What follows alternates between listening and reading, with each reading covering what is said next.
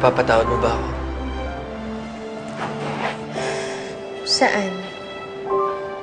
Dahil ikaw sinisi ko sa pagkamatay ng anak natin.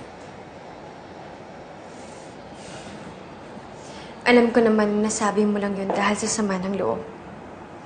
Wala rin namang mangyayari kung magsisisihan tayo. Hindi na maibabalik na ng buhay ng anak natin. Anak natin. Siguro, kung hindi siya tinago ni Audrey, buhay pa siya ngayon.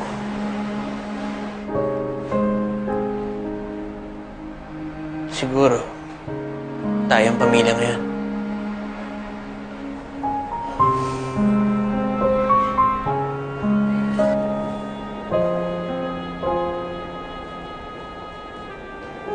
Kung okay ka na, siguro mas mabuti kung umuwi ka na sa inyo. Hindi ko na kayang bumalik dun eh. Pero hindi pwede. Anong plano mo? Iiwan mo na lang si Audrey?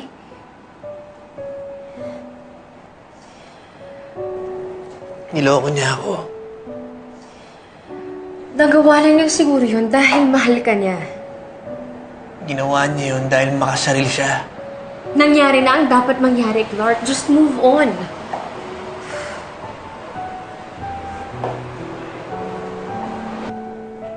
Hindi ganun kadali yun. Ninakaw ni Audrey yung pagkakataon natin dalawa. Olivia, hindi ba pinangarap na pagtandaan natin, tayong dalawa pa rin na magkasama? Kasal ka na. Maling-mali na isipin ko pa yon.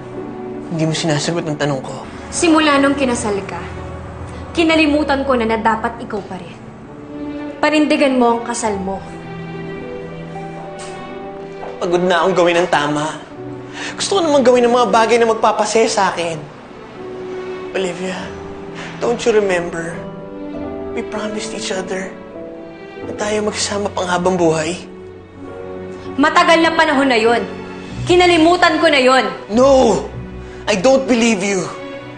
Alam kong may nararamdaman ka pa rin para sa akin. At alam kong yun ang rason kung ba't di ka makapagmahal na ibang lalaki. Hindi totoo yan. Olivia, I still love you.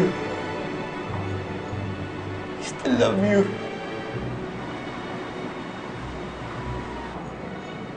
Alam kong mahal mo rin ako.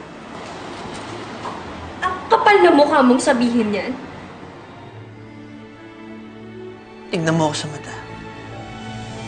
Sabihin mo sa akin, hindi mo na ako mahal. Bitawan mo ako!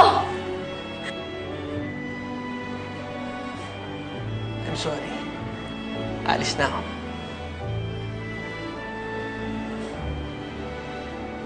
Oo, mahal kita.